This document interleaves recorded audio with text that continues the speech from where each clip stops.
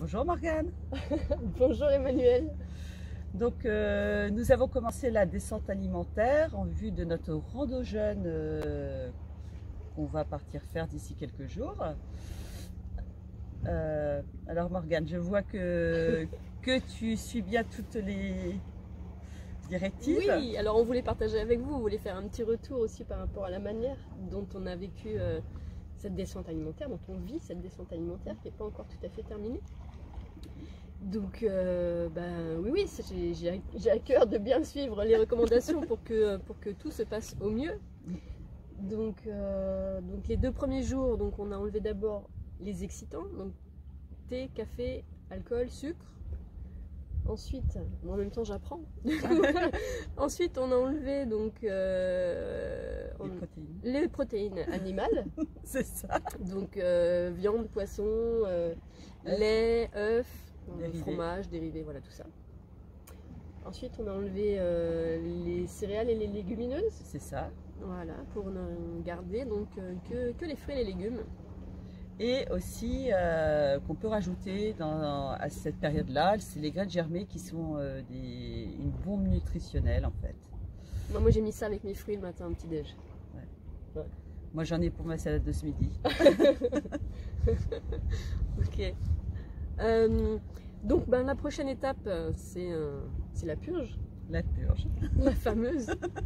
La fameuse. Qui est pas forcément super agréable d'après ce qu'on entend, mais en même temps très importante pour maximiser la réussite du jeûne. Du jeûne, ouais, et puis pour profiter au maximum des bienfaits du jeûne.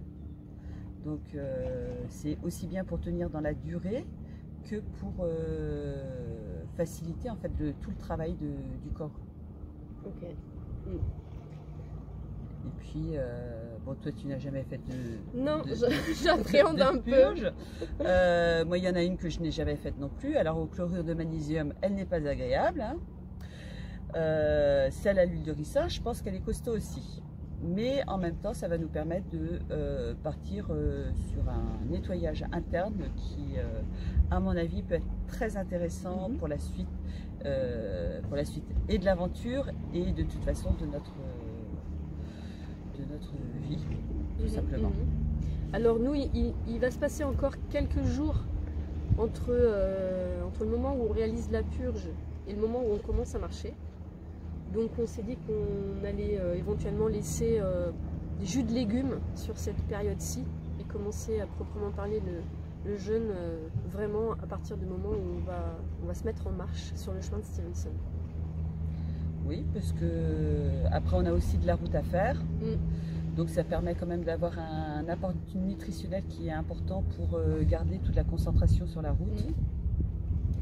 Donc ouais, c'est une bonne idée.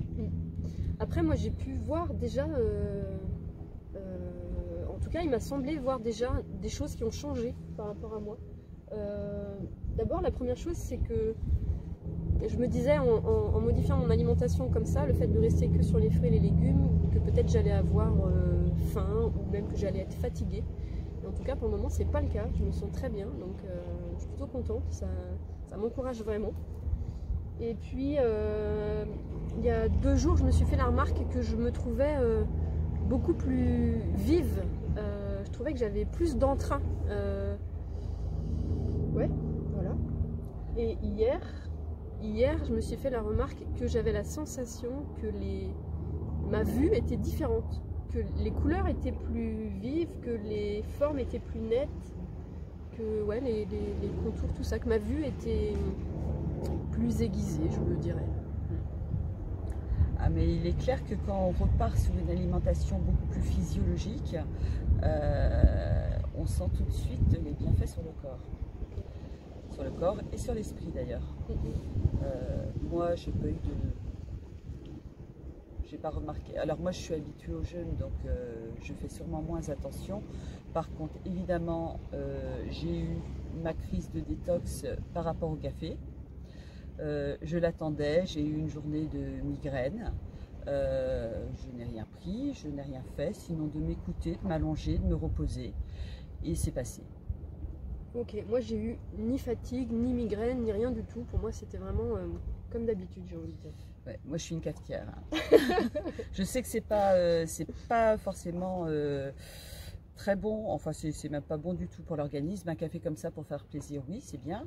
Autrement, c'est pas forcément ce qui est le plus recommandé parce que ça crée une acidité dans l'organisme qui est extrêmement importante parce que l'organisme est, je ne sais pas si c'est pas trop 4 jours pour évacuer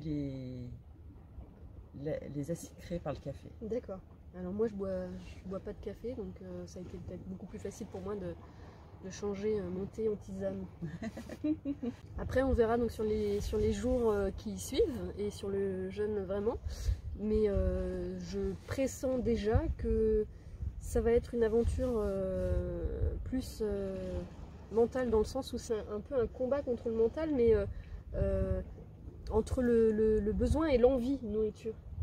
Je pense que on est plus mis en mouvement par nos envies de nourriture que par nos besoins réels. C'est ce que je ressens déjà, et je me dis que c'est là où le mental va rentrer en jeu dans cette expérience.